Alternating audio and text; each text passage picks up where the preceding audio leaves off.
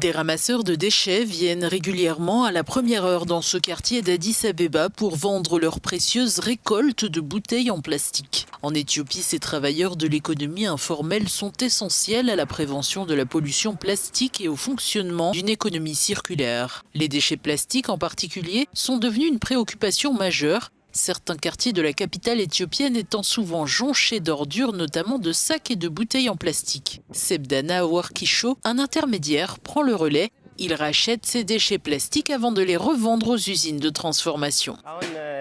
Nous contribuons activement à l'assainissement de l'environnement et créons des opportunités de revenus pour les ramasseurs.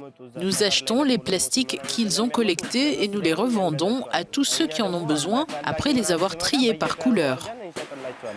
Ces déchets sont ensuite transformés en flocons de polytéréphtalate d'éthylène, le fameux PET avec lequel seront fabriqués des sacs plastiques. Malgré l'intérêt écologique de ce processus, il n'en reste pas moins que cela contribue à encourager l'usage de ce plastique et son rejet dans la nature.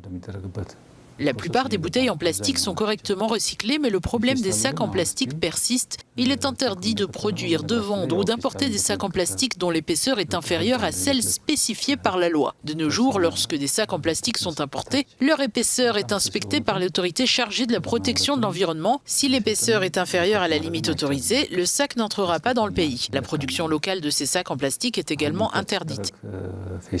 Mais on constate que certains individus tentent de les produire clandestinement. Ils risquent d'en subir les conséquences s'ils sont découverts.